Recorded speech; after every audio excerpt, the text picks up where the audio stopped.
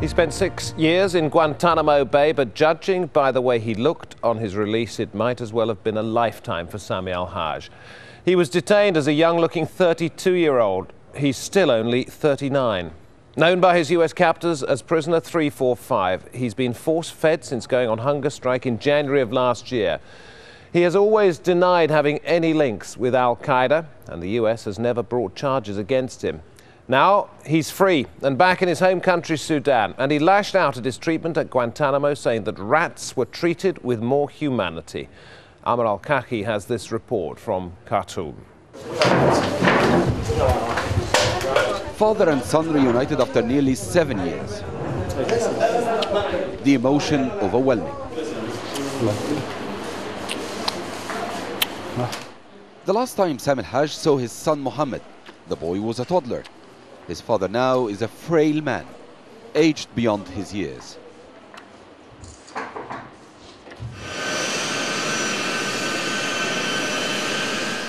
Al-Hajj arrived in Sudan in the early hours of Friday. He was carried off a US military aircraft, clearly exhausted and in pain after the flight from Guantanamo Bay. An ambulance took him to hospital in central Khartoum, where his family had been waiting.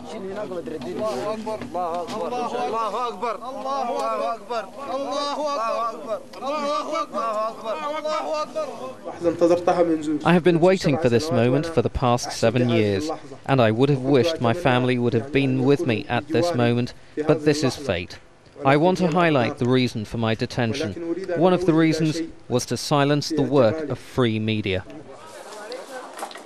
Sami's years of captivity also deprived his wife Asma of a husband and a father for the son.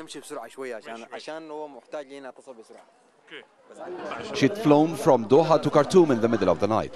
For years, the only contact she'd had with her husband was a few letters allowed out of Guantanamo. Their union was private, away from the glare of the cameras.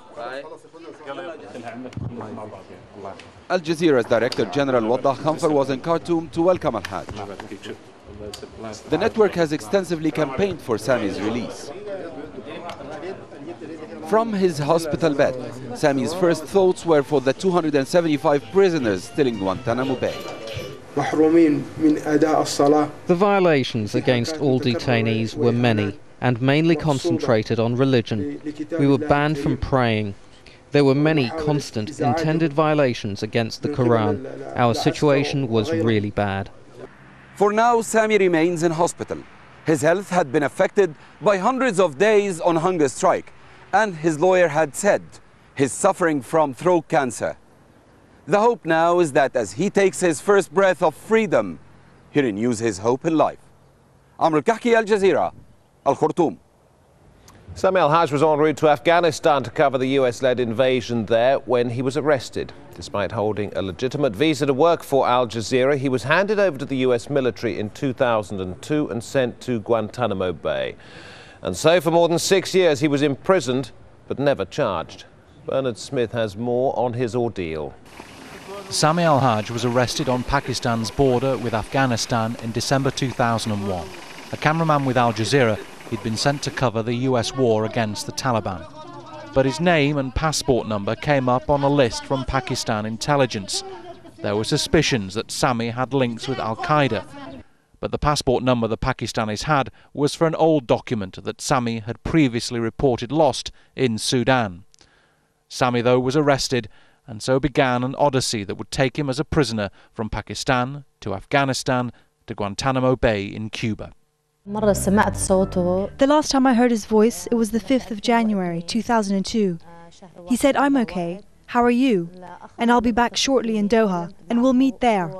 5 months later, shackled and gagged, Sami was bundled onto a military plane for the 27-hour flight to Guantanamo Bay. He became prisoner number 345. Only when he was able to write a letter home did his wife know where he was. In it he said, "How are you? I am well. I am in the place that God has decreed for me to be in Cuba, in Guantanamo. It was a big, big shock. I just couldn't believe it." Like every other prisoner in Guantanamo, Sami faced relentless, violent interrogations. He faced a wide range of accusations, all unproven. They alleged Sami filmed Osama bin Laden, that he funded Chechen rebels, and that he bought Stinger missiles and shipped them to Chechnya. Sami has told me that he's been interrogated well over 100 times, roughly 130 times.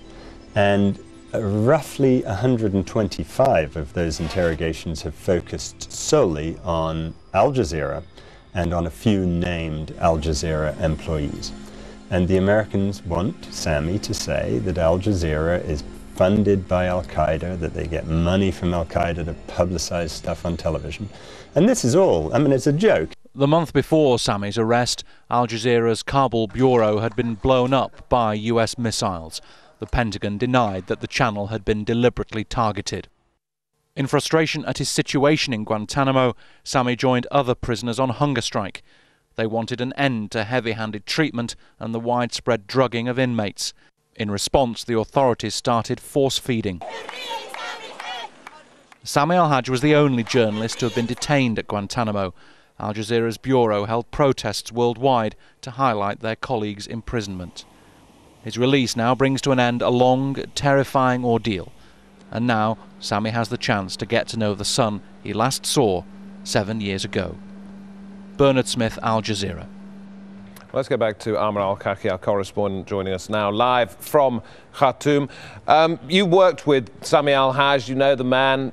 Were you shocked at what you saw when he came off the plane? Absolutely, I was horrified by seeing him. Last time I saw Sami at Al Jazeera in Doha in 2001, he was collecting his kit, getting ready to leave to Afghanistan to do his job. He was going with Al Jazeera correspondent there to cover the war, and he stayed over with another correspondent.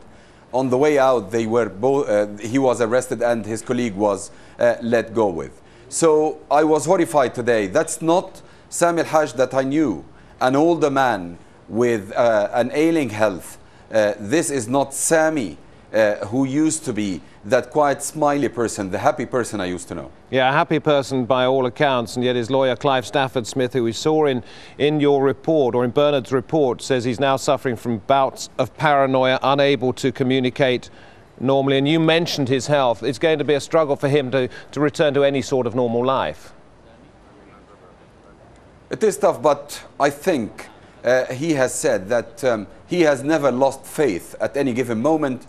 And we will wait to see. Probably his treatment at the hospital may include, I don't know whether this is going to be the case or not, but I would see him taking counseling from someone to try to get the stress out of him and to end the trauma that he has gone through through the past years. Until then, we wouldn't know whether Sami would be able to resume his normal life or not. But of course, seeing his son for the first time in nearly 7 years, Sami is a happy man at this moment, but we don't know how would the next day be and the day after. Some time ago, Amr, the United States has said he might be released if he stayed in Sudan. Do you know if there are any conditions on the fact that he's now been freed?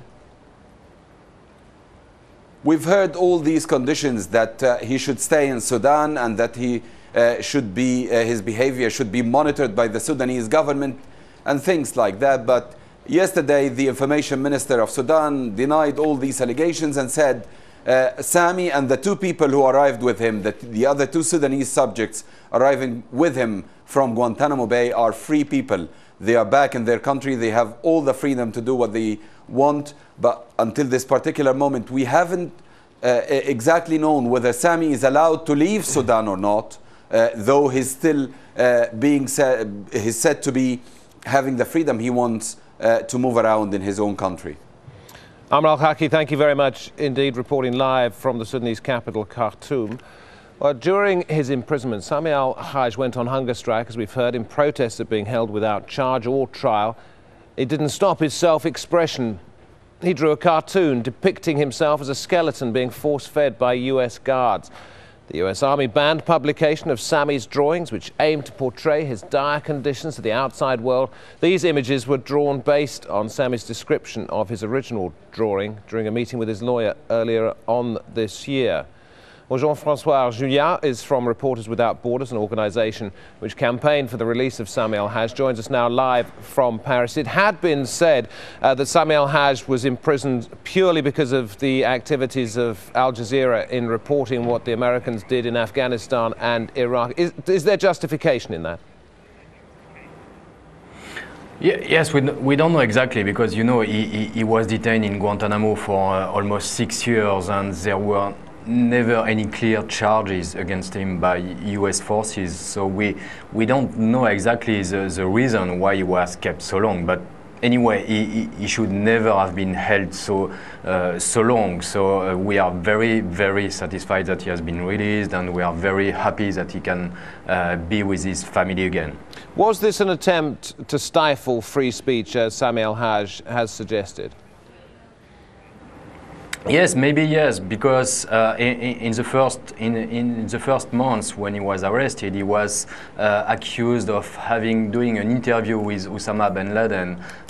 We get some information that the US forces kept him in detention to put pressure on Al Jazeera because of the cover by Al Jazeera. So, of course, his activity as a cameraman for Al Jazeera was one of the reasons why he was detained so long. So, but once again, we don't have any explanation from the US authorities. We hope that his lawyer will be able to get more information and more official explanation about his detention, maybe in a few days or in a few weeks. Well, Monsieur Julien, for those who haven't followed the case as closely as we all have, give us an indication of what his lawyers have also said about the fact that Sami al-Hajj was invited by the United States to spy on his colleagues here at Al Jazeera.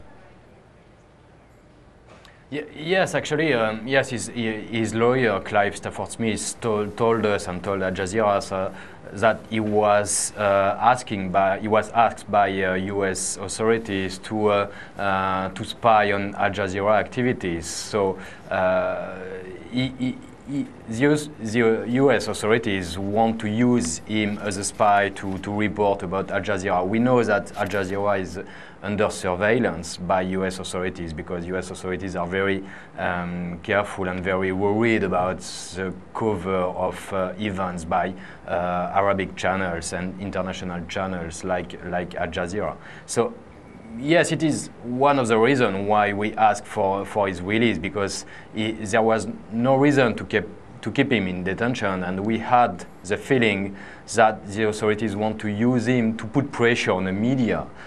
We just remind as well that there was a conversation between Mr. Bush and Mr. Blair about a way to bomb Al Jazeera offices in the world. So it's one more evidence that Al Jazeera is really under close surveillance by US government. What do you make, tomorrow being World Press Freedom Day, of what George Bush has said about rogue regimes who kidnap, arbitrarily jail and beat journalists? Some have been taken from their families for years, and that journalists should be able to report without fear of persecution. Put that side by side with this case.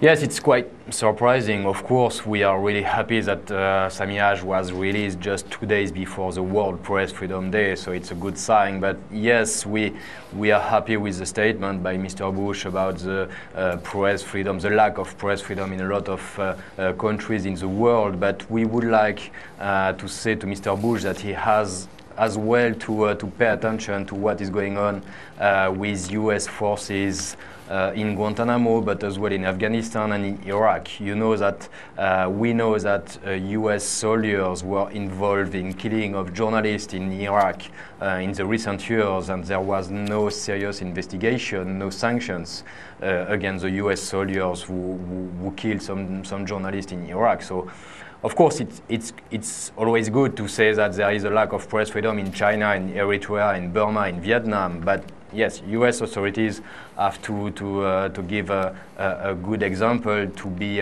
exemplary in this issue, and they should first look at what is going on with their troops in Afghanistan and in Iraq.